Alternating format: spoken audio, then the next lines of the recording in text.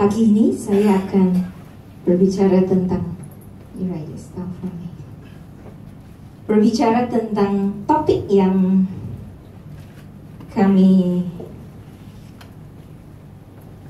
the topic that we are on. And before I go into the Word of God, I want to apologize if my language is not so smooth. I just came back from a church retreat, speaking 6 sessions in English, so I forgot how to speak in Indonesian. Dan kerana 6 sesi, saya itu setiap kali saya mulai satu sesi, saya ulangin yang bahan sesi sebelumnya. Kerana itu terus menerus 6 sesi. Satu kali saya tanya, Roh Kudus, saya kok harus ulangin terus? And this is what he said to me. Repetition brings revelation. Let me repeat it. Repetition brings revelation. And this morning I'm not going to talk about something new. Saya tidak akan bicara sesuatu yang baru, tapi saya akan ulangi dan ingatin kami tentang apa yang sudah dihotbahin sebenarnya oleh suami saya dalam 2-3 bulan ini dalam topik hikmat. Karena supaya kita bisa nangkap, kita bisa dapat pewahyuan, sangat diperlukan repetition atau ulangan. Kalau kita ke sekolah, kita mau sukses, kita mau lulus ujian, kita mau mendapat nilai yang tinggi, yang diperlukan itu ulangan. Jadi saya akan ulangi. Yang kedua, repetition is needed for reprogramming. The Bible says, your thoughts are not my thoughts, your ways are not my ways, and it's because of your thoughts that my word cannot take place in your life. The word of God works, but it's your thoughts that is a hindrance to the word of God working in your life and my life. And that's why our thoughts need to be reprogrammed. Reprogram to think like the Word of God says. Reprogram to think as the Word of God wants us to think. Reprogram to think in line with what God says. And in order to reprogram, you need repetition. Pagi ini saya ajak kita buka sama-sama dalam Amsal 4. Kita sudah lihat ulangan. Kita sudah lihat ayat ini terus-menerus dalam 3 bulan ini. Waktu saya umur 15 tahun, saya datang sendiri ke Singapura untuk sekolah SMA. Waktu itu nggak ada orang tua saya, nggak ada saudara, saya sendiri tinggal di asrama. Di tembok saya itu supaya saya lulus, supaya saya fokus, karena nggak ada orang tua yang membimbing saya, nggak ada relatif siapapun. Saya tulis dengan satu kata yang sangat besar yang sampai hari ini itu nempel dalam pikiran saya. This is the sentence. The main thing, you have it?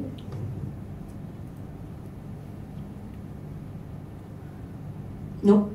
Yeah. The main thing is to keep the main thing the main thing.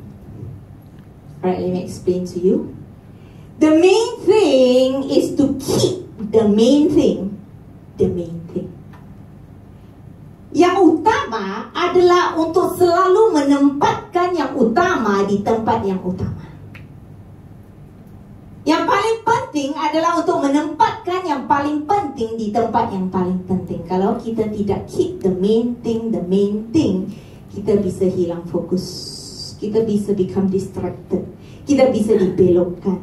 Yang sekunder bisa menjadi the main thing. Alright, if you forget everything what I talk about this morning, just remember this statement. The main thing is to keep the main thing the main thing. Dan kerana setiap hari saya melihat itu tempel di tembok saya waktu mau belok, saya fokus lagi. Saya mau, sometimes when I get distracted, I come back to focus, because the Bible says, keep the main thing the main thing. And this morning I'm going to tell you what the main thing is. Proverbs chapter 4, verse 7. Wisdom is the principal thing. Dengan kata lain, in another verse it says, wisdom is the main thing. I want you to tell your neighbor, katakan kepada tetanggamu, keep the main thing the main thing. Keep the main thing the main thing. Yeah, don't let the secondary thing become the main thing. Keep the main thing the main thing. Yang utama harus ditempatkan di tempat yang pertama, yang utama. Di sini dikatakan wisdom is the principle, hal yang pokok, hal yang penting, hal yang utama. Therefore get wisdom. And with all thy getting, get understanding. Ini kata-kata dari orang yang paling pintar, yang bukan saja diakui oleh Alkitab, tapi diakui oleh dunia. Have you heard the statement as wise as Solomon? In English, there's an idiom that says as wise as Solomon. Why? Because Solomon itu diakui sebagai orang yang paling pintar. Apakah oleh Alkitab, apakah oleh dunia ini? And dia katakan, the main thing is wisdom. Yang pokok, yang prinsipal, yang utama itu adalah wisdom. Therefore, get wisdom. Kalau Anda mau kejar, kejarlah the main thing. Kalau Anda mau burulah the main thing. Dalam Amsal 3 ayat 16, satu pasal sebelumnya dikatakan, ayat yang ke-13. I'm going to read. Happy is the man that finds wisdom, and the man that gets understanding. For di sini dikatakan for the merchandise, tapi in the real version is for the profit. For the profit of wisdom is better than the profit of silver, and the gain thereof than fine gold. She is more precious than rubies, and all the things thou canst desire are not to be compared unto her. Verse 16 says, length of days is in her right hand, and in her left hand riches and honor. Di tangan kanannya itu adalah umur panjang, ini wisdom. Di tangan kirinya itu adalah kekayaan dan kehormatan. Saya pinjam Aling sebentar. Aling itu wisdom. Come on quickly. Aling itu wisdom. Aling itu siapa? Wisdom. Wisdom. Di tangan kanannya itu adalah umur panjang. Di tangan kirinya itu adalah apa? Kehormatan dan kekayaan. Kalau saya mendapat umur panjang, ini saja yang saya dapat. Kalau saya mengejar kekayaan dan kehormatan, ini saja yang saya dapat. Tapi kalau saya memeluk wisdom, saya dapat semuanya. Do you understand? Because the main thing is wisdom. The problem is, thank you. We are chasing after length of days. We are chasing after long life, a fulfilled life, a satisfying life, and we are also chasing after riches and honor. But that's not the main thing. The Bible says the main thing is wisdom. When you have wisdom, you have long life because her right hand belongs to wisdom, and you have riches and honor because it's in her left hand. Masalahnya, banyak daripada kita lagi memburu kehormatan, kekayaan, fulfillment, long life, promosi, damai sejahtera. Sebenarnya semua ini adalah buah atau hasil atau produk atau profit atau keuntungan daripada wisdom. Kalau kita dapat wisdom, yang lainnya itu akan mengalir sendiri kerana itu sebagian daripada wisdom. Mungkin saudara akan tanya, kita sudah mendengar dalam 3 bulan ini ada 2 jenis wisdom, human wisdom and godly wisdom. Hikmat jasmani, hikmat rohani. Mungkin saudara akan tanya saya, apakah saya perlu hikmat ilahi atau hikmat rohani? Banyak orang di luar sana yang enggak punya hikmat Allah, yang tidak punya hikmat ilahi, itu juga sukses kok. Mereka kaya kok. Mereka dihormati, mereka dipromosi. Mereka juga hidup umur panjang. Tapi saya mau katakan hari ini, human wisdom or natural wisdom itu terbatas. Dan saudara dan saya perlu hikmat Tuhan. Terbatas kepada apa? Yang pertama, human wisdom atau wisdom manusia itu terbatas kepada 3 kelompok orang. The first one is the educated. Say the educated. Only the educated have wisdom. Mereka yang berpendidikan. Karena mereka belajar, mereka berpendidikan tinggi, mereka punya wisdom untuk bisa menilai yang betul, yang salah, yang tepat, yang kurang tepat. The second group of people human wisdom belongs to is the experience. Say experience. Itu hanya miliknya beberapa orang di ruangan ini, karena experience itu datang dengan umur. Maka Alkitab katakan jangan menyepelekan rambut putih, karena rambut putih itu adalah kemuliaan atau mahkota. Kenapa? Karena itu adalah wisdom. Maka kalau ada rambut putih nggak usah dicat, karena rambut putih itu adalah wisdom. Alright? So the second group of people human wisdom belongs to is the experience. The more experienced you are, the wiser you are. My grandmother used to tell me, aku makan garam lebih banyak daripada kamu makan nasi. I've eaten more salt. You know, salt is so little you eat every day. But she says, I've eaten more salt than you've eaten rice. Therefore, dengarlah nasihatku, anakku. Karena kamu kurang pengalaman. Yang ketiga, human wisdom is limited to the endowed. Let me explain. The endowed means you are born with it. You are endowed with it. Dikaruniakan. Ada orang yang memang kalau lahir otaknya pintar. Orang berhikmat. 3 golongan orang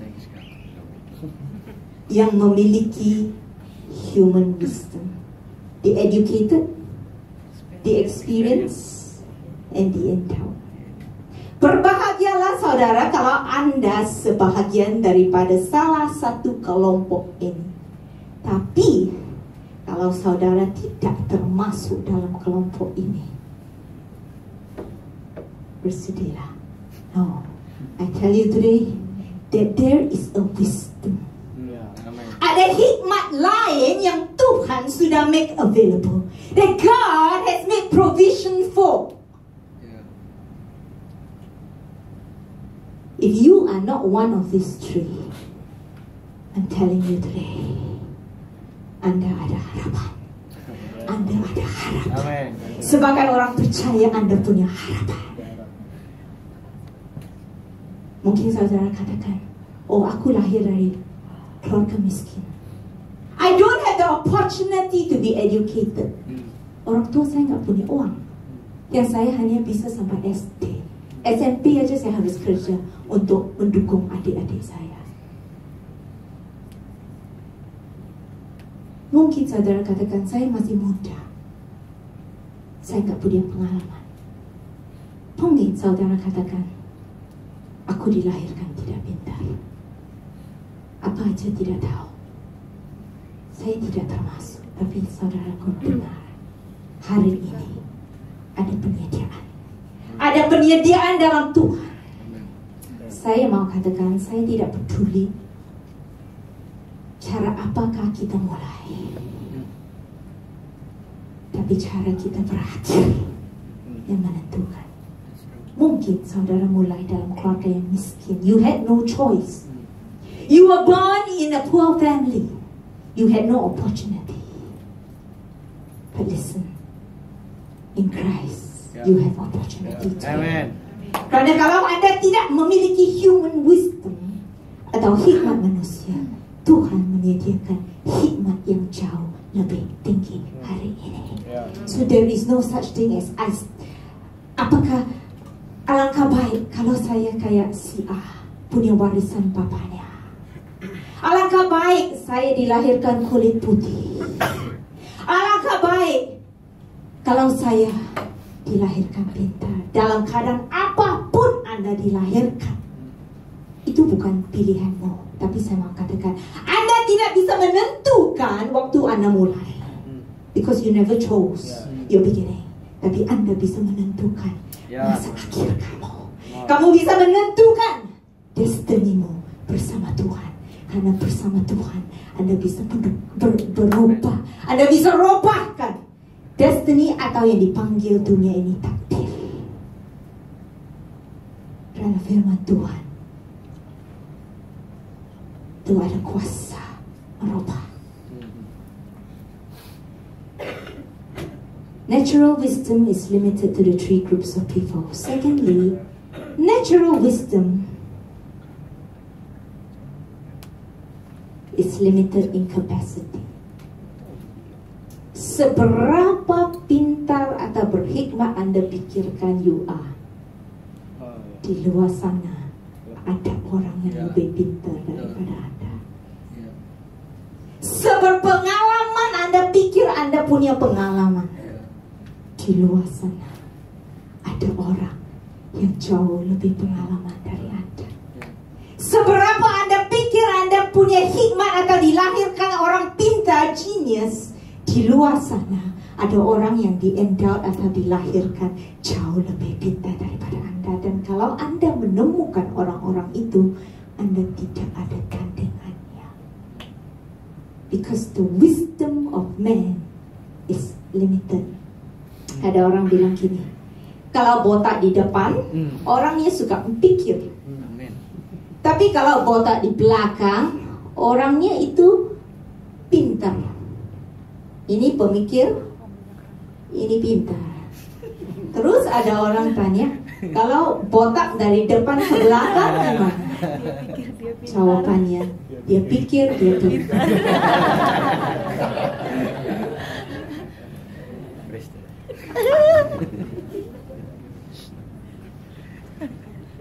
Yang ketiga, human wisdom or natural wisdom is limited. Itu terbatas kepada 5 panca indera kita. Semua keputusan orang berhikmat atau dia menilai itu berdasarkan apa yang dia lihat, apa yang dia dengar, apa yang dia rasa, apa yang dia sentuh, dan apa yang dia pernah alami.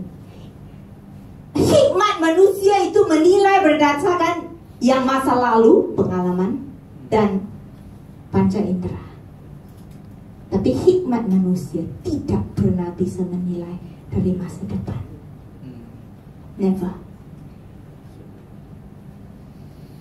The human wisdom evaluates based on the past and based on the 5 senses, based on your intellect. You cannot evaluate beyond those 5 senses. You cannot evaluate beyond that intellect of yours. But I want you to know this morning, all that looks good, that sounds good, that feels good, may not necessarily turn out good.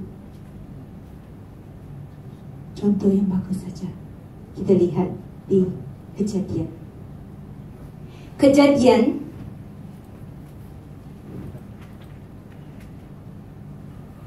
13.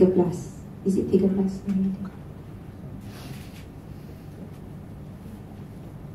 Yang waktu Lot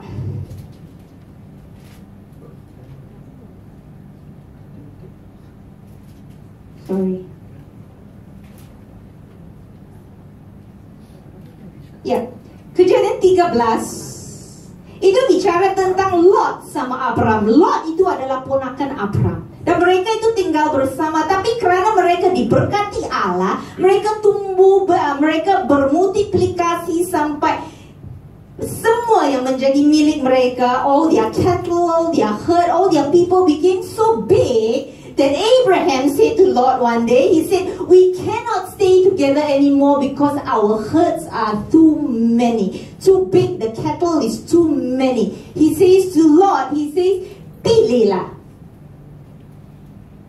Saya kasih Anda pilihan. Kalau Anda pilih ke kiri, saya akan ke kanan. Kalau Anda pilih kanan, saya akan ke kiri. Kejadian 13 di sini dikatakan, verse 14. And the Lord said unto Abraham after that, verse 10. I'm going to read to you Verse 10, can we see? Sorry, I don't have the Indonesian Bible. Lalu Lot melayangkan pandangnya dan dilihatnya lah bahawa seluruh lembah Yordan banyak airnya. Inggris bilang seluruh Yordan itu hijau dan subur seperti taman Edennya Tuhan, seperti tanah Mesir sampai ke Zoar. Next verse 11. Kerana apa yang dilihat oleh Lot itu subur, itu hijau, itu bagus, itu berbunga, sebab itu Lot memilih baginya seluruh lembah Yordan itu. Lalu ia berangkat ke sebelah timur dan mereka berpisah. Lot mengambil lembah Yordan kerana matanya melihat itu bagus.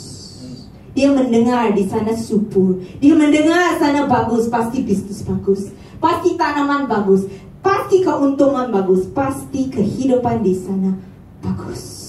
Tapi kita tahu singkat ceritanya, di tempat sanalah Allah memusnahkan Sodom dan Gomora. Dan hanya kerana Lot sendiri sama dua anaknya yang diselamatkan. The place that looked good, sounded good, felt good, turned out to be hell for him. Saya mau katakan hari ini, human wisdom itu hanya bisa menilaikan berdasarkan mata, telinga, your touch, your sense of smell, and what you feel. But what looks good, sounds good, feels good, may not always be good. Makanya saya katakan kepada hai cewek-cewek di tempat ini, a man that looks good, tall, handsome, six packs, dark. He looks good, he sounds good. Susah cari six pack sekarang. Kata-katanya manis. Cewek itu suka dengar kata-kata manis. Hai suami-suami, perhatikan. Istrimu walaupun tetap istri itu harus dengar kata-kata manis. Karena cewek itu dibina oleh Allah dalam keadaan itu. Dia perlu mendengar. Jadi anak-anak muda dengar, kalau kata-katanya manis, dia tinggi, dia tampan, belum pasti dia bagus. Jadi menilai harus tanya Tuhan. Cowok sama, a pretty girl, kelihatan cantik, sounds good, looks good. I won't say feel good. They're not allowed to feel. In quotes. Sounds good, looks good, may not always be good. Itu human wisdom. Hanya bisa menilai berdasarkan mata and your five senses. Tapi belum pasti berhasil, belum pasti tepat. Somebody once said, don't find out what is good, find out what is God, and it is good. Right? Find out what is God, take one away. Yang saya ingat ada seorang anak muda di tempat kita. Dia itu kepingin cepat menikah. Walaupun udah dinasihatin banyak, dia tetap lihat laki itu luar biasa, kaya. Mau beli LV tas saja dibeli, mau Prada tas saja dibeli, apa aja dibeli. Tapi kemarin dia SMS Tante Demi, saya ini seharusnya pikir lebih lama, pikir lebih jauh. Itu bukan semua, itu bukan segala-galanya. But I told her, it's too late. Make the best of what you have with the word of God. Dengan firman Tuhan, kita masih ada harapan. Walaupun salah, when you have messed up, go to the word. It can help you. Natural wisdom is limited in capacity, is limited to your five senses, and lastly, natural wisdom is limited to natural things. Hikmat manusia itu terbatas kepada hal-hal jasmani. Saudaraku dengar, mungkin hikmat jasmani kita bisa mencari kita cukup uang untuk membangun rumah yang sangat mewah. Tapi hikmat jasmani tidak bisa membangun rumah tangga yang bahagia. Hikmat jasmani mungkin bisa mendapatkan kita uang untuk beli tempat tidur yang paling enak. Tapi banyak orang kaya yang punya tempat tidur yang paling enak tidak bisa tidur yang nyenyak karena stres, karena enggak ada damai sejahtera, karena enggak ada sukacita.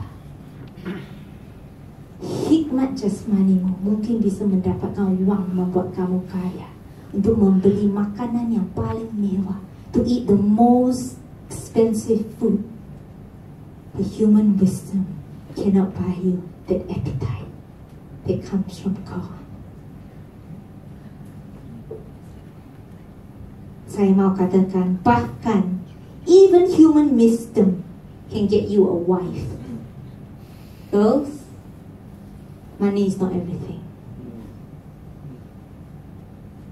Human wisdom can even get you a wife, but human wisdom tidak bisa menjamin kebahagiaan rumah tanggamu.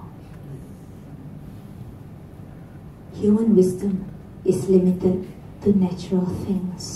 Dia nggak bisa membeli damai sejahtera, sukacita. Maka kita perlukan godly wisdom. Amen. Godly wisdom, I'm telling you today, it does not matter how you start. Yang contoh, the best example is negara Israel. Saudaraku, kalau Anda lihat negara Israel, itu satu tempat yang kecil in the Middle East. And dikatakan negara-negara, all the surrounding countries of Israel has oil, has resources. But Israel has nothing. Tapi Israel itu menjadi rebutan negara-negara power di dunia.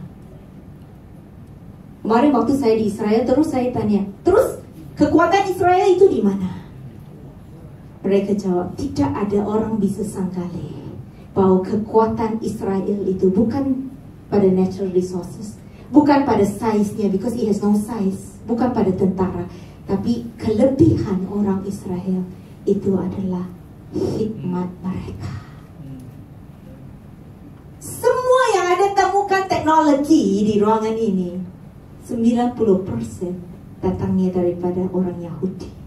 Mereka punya otak hikmat yang luar biasa. Mungkin mereka tidak punya apa-apa, tapi mereka memiliki satu hikmat. Hari ini saya katakan, mungkin Anda nggak memiliki apa-apa, tidak ada kesempatan untuk di-educated, tidak ada warisan untuk start capital untuk bisnismu. Anda harus start dari kosong, dari scratch. Tapi saya mau katakan, ada available. There is made provision for you by God, and it's called godly wisdom. Godly wisdom. Dan sama seperti apa yang dilakukan godly wisdom pada umat Israel, itu bisa terjadi kepada Anda. Kepada Anda. You need godly wisdom. You need godly wisdom. Berapa banyak saudara tahu bahwa kita perlu hikmat ilahi, bapak-bapak, untuk menangani istri yang cerewet. Istri yang cerewet itu harus ditangani dengan godly wisdom. Kalau kita nggak tangani dengan godly wisdom, dia bisa tambah cerewet. Jadi kalau nggak mau dia tambah cerewet, minta godly wisdom dari Tuhan. Tuhan, bagaimana saya harus tangani? Kalau Anda bilang diam, dimarahin, dicuekin, itu tambah masalah, bisa tambah banyak. Tergantung istrinya ya. Tapi kalau Anda punya pengalaman sendiri, pikiran sendiri, tak cuekin aja, nanti lama-lama diam. Ada istri yang dicuekin, justru tambah masalah, tambah cerewet. Kita perlu godly wisdom. Kita perlu godly wisdom untuk menangani anak yang memberontak. Saya punya anak 2 cewek. Dalam pengalaman saya, 2 anak ini berbeda sekali. Yang kecil suka ngomong, yang besar nggak terlalu banyak ngomong. Jadi cara saya mendidik mereka itu, saya punya pengalaman dalam anak yang pertama. Tapi saya coba menerapkan cara yang sama dengan anak pertama itu ke anak kedua, itu tidak. tidak berhasil. Karena dia suka ngomong, dia suka answer back, dia suka mau, dia tahu itu betul. Jadi saya harus minta hikmat daripada Tuhan. Saya mau katakan, hai anak-anak yang baru menikah, jangan, biasanya orang belajar dari pengalaman. Tapi kalau belajar dari pengalaman, kadang-kadang itu terlambat. Because it's over, your kids are big. By then you learn, it's for you to pass it on to others. It's for you to give to your grandchildren. But it's gone. Jadi saat Anda mulai dan bilang, Tuhan kasih saya hikmat. Tiap hari aku gak tahu menanggani kedegilan mereka, kebandelan mereka. Ngomong balik, ngomong satu kata, ngomongnya balik. Minta buat A, dia buat B. Minta buat B, dia buat A. But I have lovely children. I'm just giving you an example. My kids are lovely, they love God. Kita perlu hikmat. Ada anak, kalau memberontak, Anda keras, Anda bisa kehilangan dia. Kita harus punya hikmat Allah untuk di mana draw the line. Di antara disiplin, ketegasan, dan kelembutan. Kapan lembut? Kapan keras? Kapan tegas? You and I need the wisdom of God untuk tahu. Sometimes all they need is a hug from you. Karena mereka sedang luka di dalam. Doesn't take scolding. It doesn't take whacking. All they need sometimes is a hug from you that will heal the hurt within them. Kalau suamimu cuek, itu juga perlu godly wisdom. Minta ngomong, nggak mau ngomong. Minta komunikasi, nggak mau komunikasi. Waktu kita ngomong, dia cuek. Kalau kita marah, hai istri-istri, dia bisa tambah cuek. Dia bisa tambah nggak pulang ke rumah.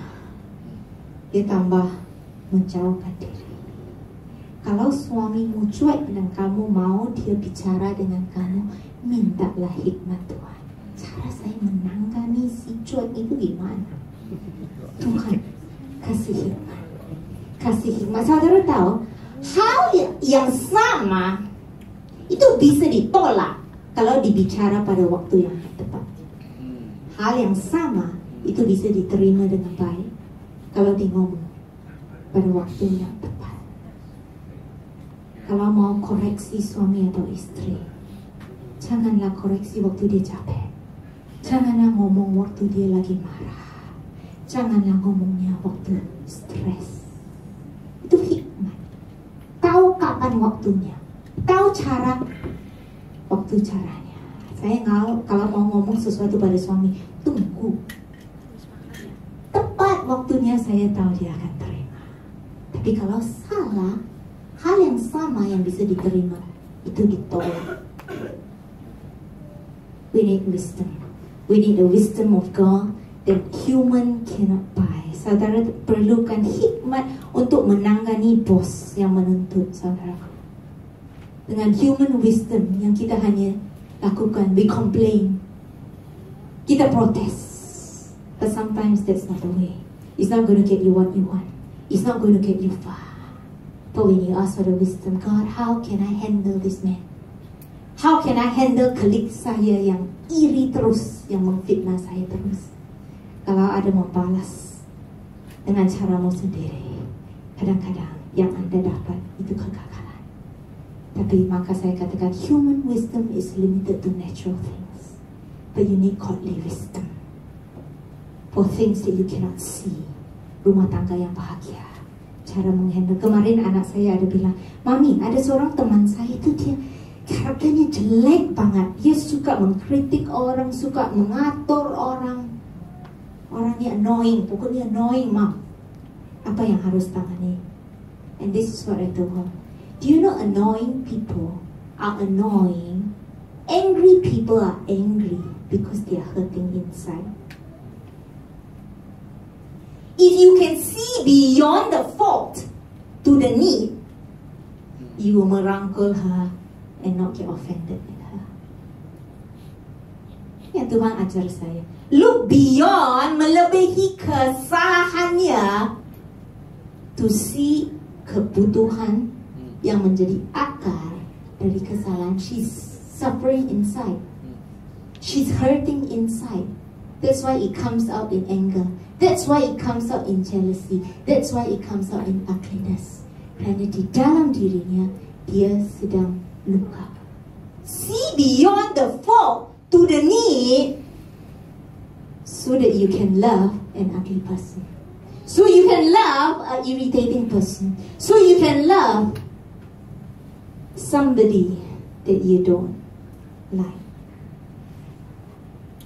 Kita perlu godly wisdom. Dengan cepat saya akan memberi 3 tokoh dalam Alkitab yang memiliki godly wisdom. Kita akan belajar daripada mereka. Yang pertama, the first one that had godly wisdom was a man called Joseph. Kita lihat sebentar in Genesis 41. I'm just going to read real quick. Kejadian 41, Genesis 41.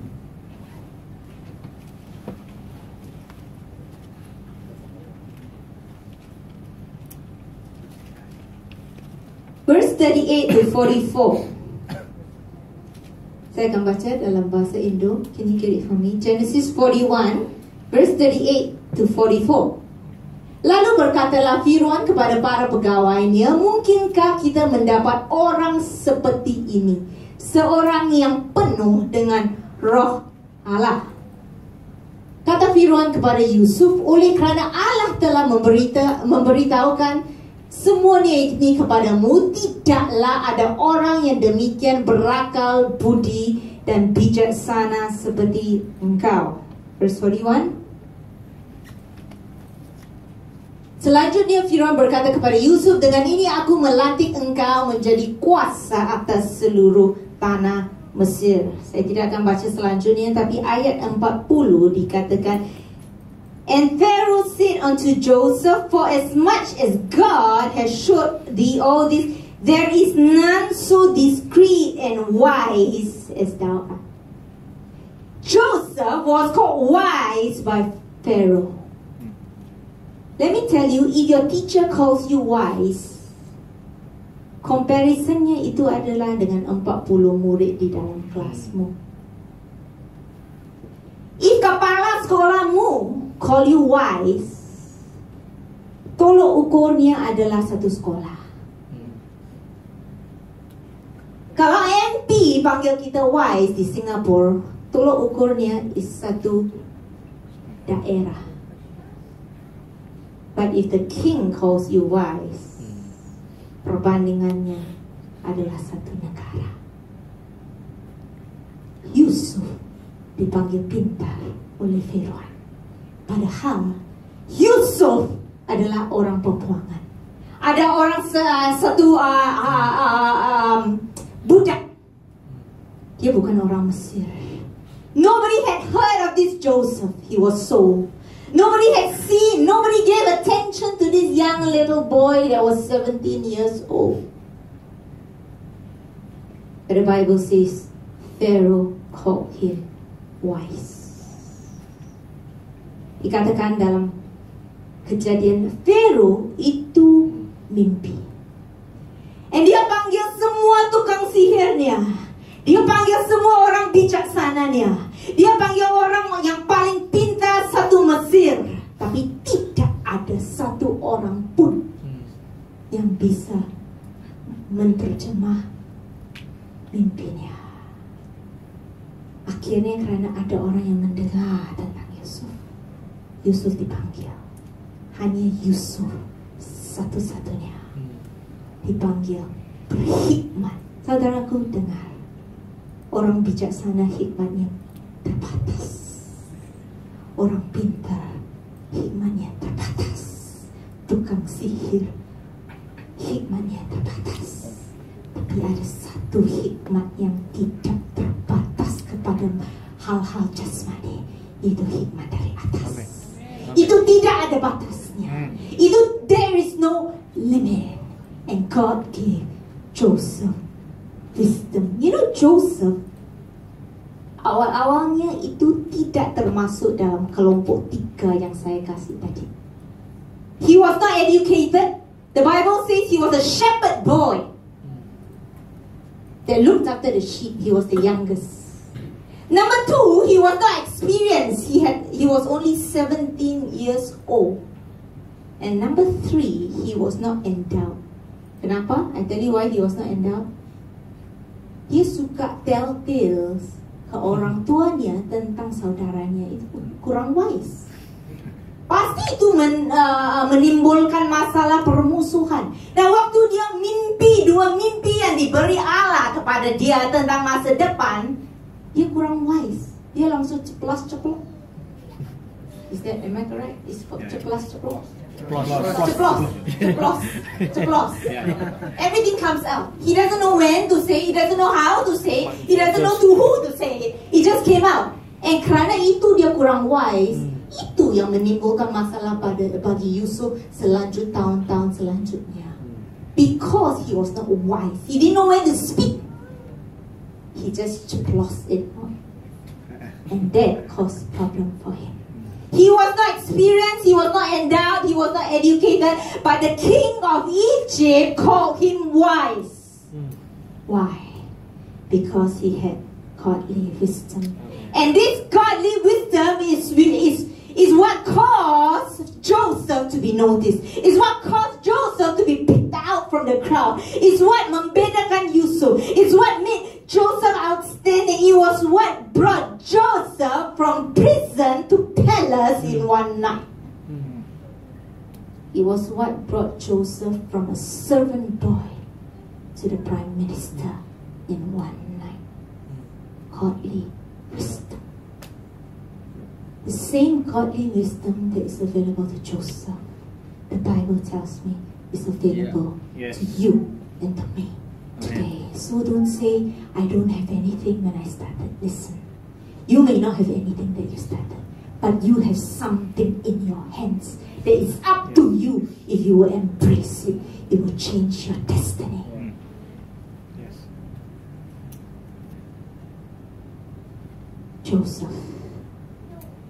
Joseph kurang pintar awalnya. Saya mau tanya, kenapa dia bisa memiliki godly wisdom? The answer is, dia takut akan Tuhan. Amsal katakan, takut akan Tuhan itu adalah permulaan segala hikmat. Dan kalau kita pelajari kehidupan Yusuf, dia takut akan Tuhan. Takut akan Tuhan itu sangat kuat atas hidupnya. Kerana dia takut akan Tuhan, dia tidak membalas kejahatan saudara-saudaranya. Padahal dia bisa. Padahal mereka pantas dihukum. Padahal mereka pantas dibalasin. Tapi dia tidak mengambil pembalasan dalam tangannya sendiri. Kerana dia takut akan Tuhan. Dia menghormati Tuhan. Dia respect Tuhan. Dia tahu ada Tuhan. Takut Tuhan akan Tuhan itu bukan takut dengan Tuhan, tapi takut akan Tuhan itu adalah respect, honor. I respect you, God, because he respected God, because he knew the eyes of God saw, because he knew God existed. He didn't take things into his own hand. Dia bisa membalas, tapi dia katakan pembalasan itu dalam tangan Tuhan. Dia mengampuni kerana dia takut akan Tuhan. Dia melupakan kerana dia takut akan Tuhan. Takut akan Tuhan itu adalah respect. Respect for God. Saya mau katakan, izinkan saya katakan ini. Jangan melemparkan saya dengan batu pagi ini. Tapi saya mau katakan, memang Tuhan menerima kita seadanya. Kita mau botak ke, celana pendek ke, sandal ke, Tuhan terima. Karena kasih Tuhan tidak terbatas kepada apa yang kita lakukan. You cannot do anything that will make him love you more. You cannot do anything that will make him love you less. Tapi saya mau katakan, kalau beribadah, ayo kita respect dengan Tuhan. Janganlah pakai singlet sama shorts and sandal. Memang Tuhan gak masalah dengan itu, dan saya juga gak ada masalah dengan itu. Tapi itu menunjukkan respect kita, takut kita akan Tuhan. Bukan takut Tuhan tidak mau kita takut dengan Dia, but it's the respect, it's the honor, it's the reverence that you have for God. You know, every time when I was small, yang saya masukkan ke dalam kotak persembahan, kusut. Ya, krasa atau yang ada isolasi. Sudah, Robert ada isolasi. Saya gak mau simpan uang ini, tak taruh dalam kotak persembahan. Suatu hari Tuhan bilang, memang uang itu gak sampai ke Tuhan kok, tapi itu menunjukkan sikap hati kita, respect kita, reverence kita, hormat kita kepada Tuhan. Alkitab katakan, takut akan Tuhan akan mendatangkan hikmat Tuhan. It's an automatic product of the fear of God. It's the wisdom of God. Saya mau katakan, memang kita bisa beribadah hari apapun, Monday, Tuesday, Wednesday. Tuhan gak melihat hari kok. Bukan Tuhan yang menentukan hari Minggu. Tapi saya mau katakan, ayo, kalau udah hari Minggu, kita commit, karena kita respect Tuhan, kita honor God. I know all of us can beribadah Monday, we can beribadah Tuesday, but by setting apart a day for God, it speaks of our fear of God, it speaks of our respect of God, it speaks of our honor of God. You know, I never let my children go off on Sunday. See, but mommy, you say God everywhere, anywhere, can worship anywhere. It's true, but it shows me your commitment for God. It shows me your love for God. When something comes out on Sunday, you replace that thing with your time for God. Sorry, Mom, you don't allow it. Tapi Mom, we don't understand Daddy preaching. Anak saya itu cukup baik. Mereka Sabtunya ke gereja Inggris kerana mereka itu perlu pemasukan wang. Tapi Minggu mereka cukup duduk seperti anak-anak baik, enggak terlalu ngerti. Saya bilang baca Alkitab aja kalau enggak ngerti. Karena show respect for God. Memang enggak masalah kita makan waktu ibadah. Tuhan menyayangi kita. Nothing can change His love. Nothing will cause Him to bless you less. But it shows when you're eating in the presence of God, when you're chewing gum in the presence of God. It tells me the fear of God in your life and my life. Ayo, kita mau punya respect, kita mau punya takut akan Tuhan dalam kehidupan kita. Saudara Yusuf, kerana dia takut akan Tuhan, pada waktu dia digodain oleh istrinya Potifar. Is it Potifar? Dikatakan waktu mereka bersendirian, kesempatan ada enggak? Ada. Ada orang yang melihat, ada enggak? Ada. Kesempatannya ada. Ada. Ada orang akan tahu, you enggak kasih tahu, saya enggak kasih tahu, tidak ada orang yang akan tahu. Bisa aja dia berselingkuh dengan istrinya Potifar. Ikatannya cantik sekali. Tapi kerana dia takut akan Tuhan, dia tahu mata Tuhan melihat saya setiap saat. Apa yang saya lakukan, apa yang saya pikirkan, apa yang saya lihat, apa motivasi hati saya tahu Tuhan lihat. Kerana itu dia enggak berani menjamah. Saudaraku, takut akan Tuhan itu adalah kesadaran bahawa mata Tuhan melihat setiap langkah kita, setiap motivasi kita, setiap pikiran kita, setiap apa yang kita lakukan waktu kita sendirian. That's the kunci word, sendirian. We will not do it in public, but we do it when we are alone. What is it are you doing today yang tidak disenangi Tuhan, yang tidak berkenan di mata Tuhan waktu you are alone? Is it in front of the computer? Are you watching those films that are not to be watched? You are alone. You don't tell. God don't tell. Nobody tells. But listen, the fear of God is what brings wisdom. You want wisdom? Fear God. Fear God in your life. Ada satu bekas pecandu narkoba. Dia waktu bertobat dilepaskan dari kecanduannya. Satu hari, seorang tanya dia, Pak, apakah Anda pernah tergoda untuk isap atau ambil narkoba lagi. Yang bekas candu ini pikir, terus dia bilang, masalahnya, dia bilang, apakah kamu pernah tergoda waktu Anda sendirian untuk isap dikit aja, untuk ambil dikit aja? Jawabannya, dia bilang, masalahnya, semenjak saya bertobat dan menerima Yesus, aku tidak pernah bersendirian. Hai anak-anak muda, saya mau katakan, pernah ada orang yang tanya saya, tante, pacaran itu bisa sejauh sih?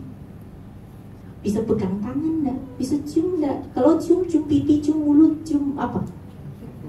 Mereka tanya saya, tante, batasnya apa? Supaya mereka bisa lakukan sampai ke titik batasnya. Karena bukan dia bilang dia boleh. Saya nggak jawab. Saya hanya bilang, takut akan Tuhan itu akan memelihara kamu. Belajar takut akan Tuhan yang lainnya datang sendiri. Waktu saya pacaran, ada godaan enggak? Ya pasti ada lah, ini ada daging, laki.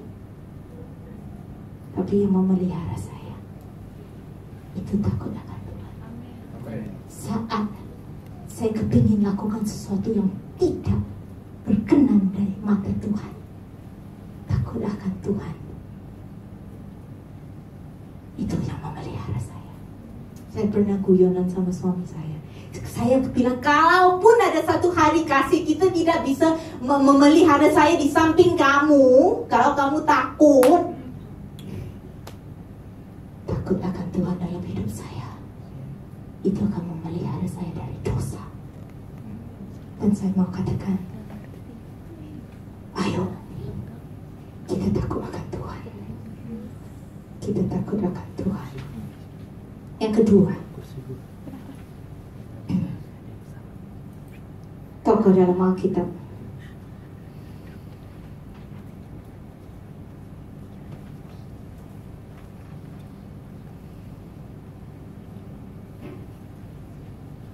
Sebelum saya lanjutin, takut akan Tuhan. The fear of God is hating what God hates and loving what God loves. The fear of God is to depart from evil, the Bible says. The fear of God. What do you do when you're alone? I always tell my children, it's not a matter of 5 cents. It's a matter of you borrowed it. If you borrowed it, you return it.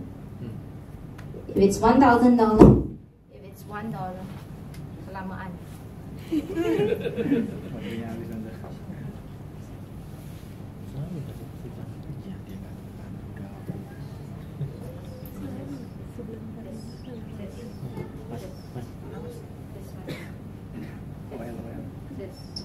Says, yeah. I tell my children, the issue is not the amount. The issue is you borrowed it. If you borrowed it, return it. If it's given, fine, keep it. But if you borrowed it, it's 10 cents, return it 10 cents. What do you do when you're alone? Ada kesempatan menipu? Ada kesempatan tidak jujur? Ada kesempatan lihat yang tidak harus kita lihat? Ada kesempatan lakukan yang kita tidak harus lakukan? Takut akan Tuhan adalah waktu kamu sendirian. Hanya kita yang tahu. Waktu sebelum saya menikah, saya kalau punya anak, saya bilang, kalau saya punya anak laki, saya akan namakan anak itu Timothy. Because my father was called Timothy, and my father-in-law is also called Timothy. By that time, I didn't know my husband yet. I said, if I had a son, I would name him Timothy. Why? Because the name Timothy means God-fearing. The word Timothy means honoring God. And kalau ada satu warisan yang saya mau wariskan kepada dua anak saya ini, itu bukan kekayaan. Meskipun saya kepingin warisin uang kepada mereka, tapi yang saya mau warisin, yang paling besar, my desire is to leave the fear of God in their life for them. Because I know the fear of God will bring wisdom. And when they have wisdom, they have long life. They have kekayaan and promosi. And they don't have to worry about anything. If I just give them the buah, mereka bisa satu hari kehilangan kehabisan. Tapi if I give them the pokok, mereka akan memiliki buah seumur hidup untuk menjamin mereka. Kita ada satu anak di sini namanya Timothy, tapi sering dipanggil Dedek. Lebih baik banyak dipanggil Timothy dari Dedek ya. Karena Timothy itu adalah God fearing. God fearing. Yang kedua adalah Solomon. Kita lihat sebentar tokoh yang kedua, First Kings, real quick. First Kings 3. Satu Raja-Raja 3.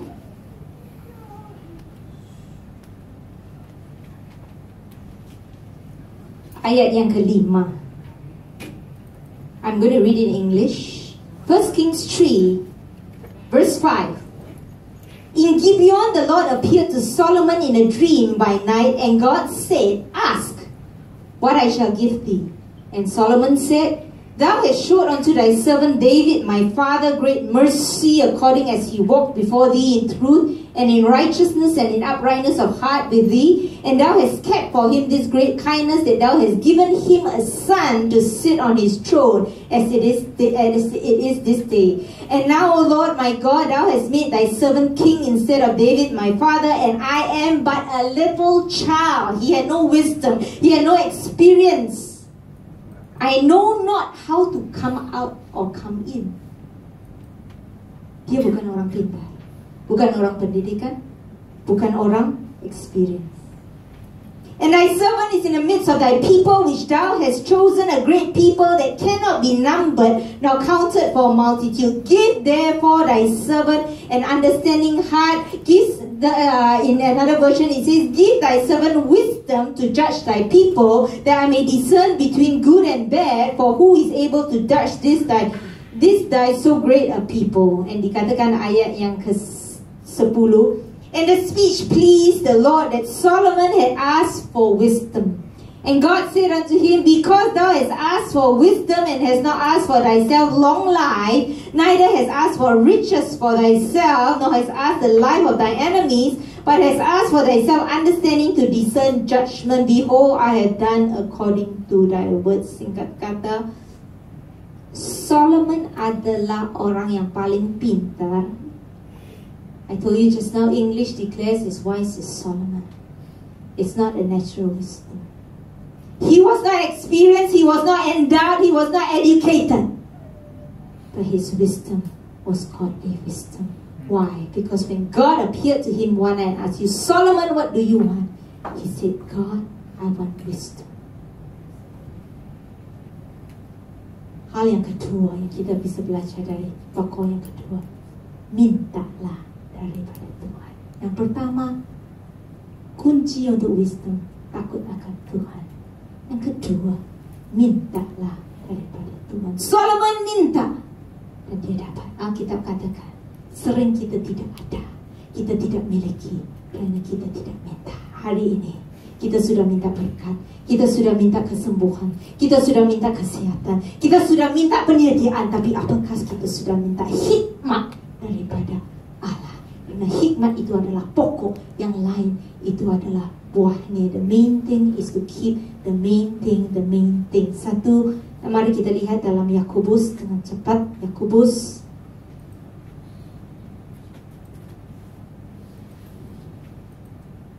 I just came from 6 sessions, so it may spill over here kalau kelamaan. Yakobus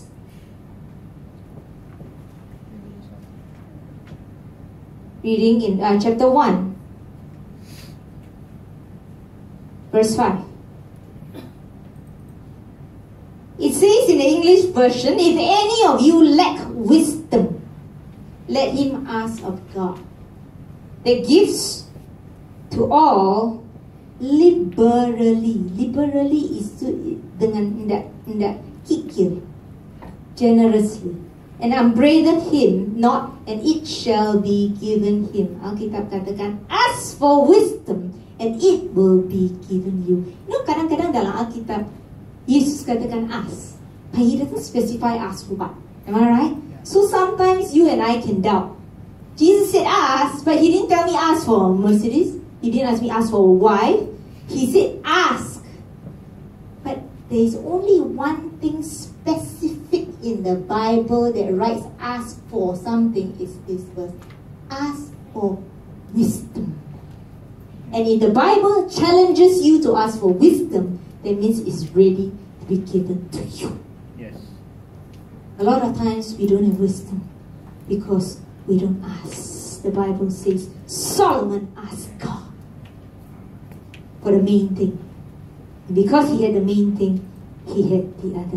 Saudara, saya mau katakan, keselamatan itu adalah anugerah. Tapi hikmat itu datang dengan kejar. Keselamatan itu adalah pemberian. Tapi hikmat, you have to pursue after it. You have to seek it. The Bible says, if you desire it, it will be yours. If you pursue after it, it will be yours. It's like a girl, you know. Some boys expect to get married, but they're doing nothing. I tell you, you sit there and pray, no girl will want you. You have to do your job. Come on. Panah, bro. Ada yang belum menikah kerana belum melakukan your job. Bible calls wisdom a she in the Bible, you know. In Proverbs, pakai kata cewek she. Wisdom is like a lady. You need to pursue. You need to seek. You need to prove in her. And then you'll get her. And when you get her, you'll be happy for life. You'll be happy for life. Kalau mau buru cewek, tanya Pak Hari. Bercanda. Udah ni kelihatan diam, tapi tahu kunci memburu. Yang ketiga, the last person in the Bible is a man called Daniel. Daniel, kita lihat sebentar. Daniel 5. Saudaraku, hikmat Yusuf didengar oleh Raja Mesir. Tapi hikmat Solomon bukan hanya satu kerajaan, didengar oleh kerajaan-kerajaan di dunia ini. Sampai the Queen of Sheba, the Bible says, travel a long way just to hear the wisdom of Solomon. You see, Joseph had wisdom, tolok ukurnya Mesir. But Solomon had wisdom, tolok ukurnya satu dunia, satu kerajaan-kerajaan bangsa-bangsa mendengar tentang hikmat Solomon. There's another man in the Bible, and it's called Daniel. Daniel chapter 5. Daniel diakui pintar. Padahal Daniel itu anak pembuangan. Dia dibuang ke Babylon. He was at a disadvantage. He had a bad start. He had nothing for him, but everything against him. Daniel 5. Dengan cepat saya akan selesai. Daniel 5. In verse 13 to 15.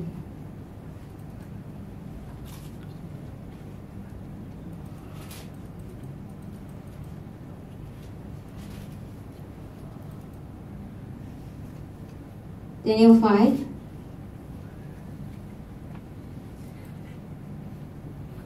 Then was Daniel brought in before the king. And the king spake and said unto Daniel, art thou the Daniel which art of the children of the captivity of Judah, whom the king my father brought out of Judea? Dia itu anak captive, anak pembuangan. I have heard of thee, the king says, that the spirit of the gods is in thee, and the light and understanding and excellent wisdom is found in thee. Dia begitu berhikmat. Sama dengan Yusuf, orang bijak, orang pintar, tukang sihir dipanggil tapi nggak bisa.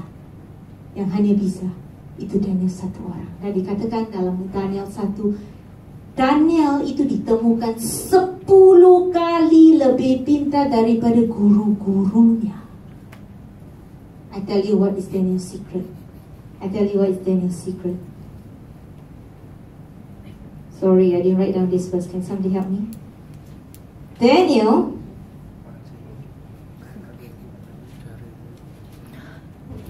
Saya nggak temukan ayatnya, tapi ya tak bisa. Anyway, rahasia daripada Daniel dikatakan bahawa waktu dia mendengar bahawa dia harus dimasukkan ke dalam lion's den, yang dilakukan, dia hanya berdoa. Dia hanya bergaul dengan Allah.